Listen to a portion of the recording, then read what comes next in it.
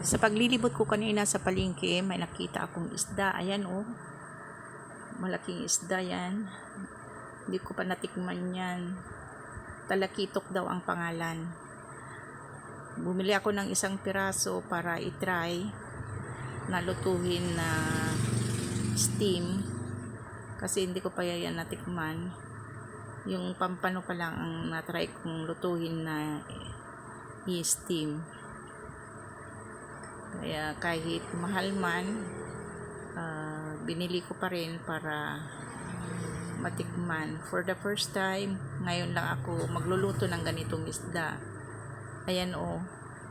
Tinimbang nila 1 kilo pala yung isang piraso na yan o. Tingnan nyo, laki. O, ayun o. 1 kilo na pala yan. Pero di bale, malaman naman yan o, maraming laman yan. Ang gawin lang natin, linisang mabuti, tapos hiwa-hiwain ng ganyan.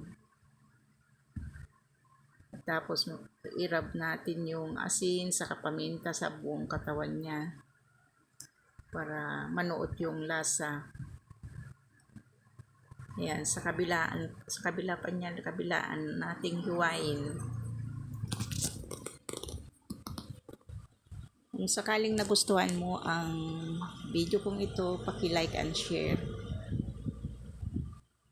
At kung hindi ka pa nakapag-subscribe, ipindot naman ang subscribe button para updated ka palagi sa aking mga ina-upload.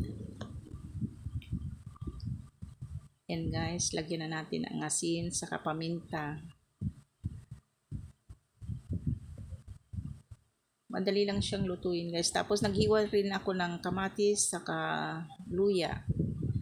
Lagyan natin yung tiyan niya ng luya. Tapos yung ibabaw, lagyan natin ng luya, kamatis, saka yung onion leaves. Mabilis lang lutuin ito guys. After 20 minutes, ayan o. Luto na siya.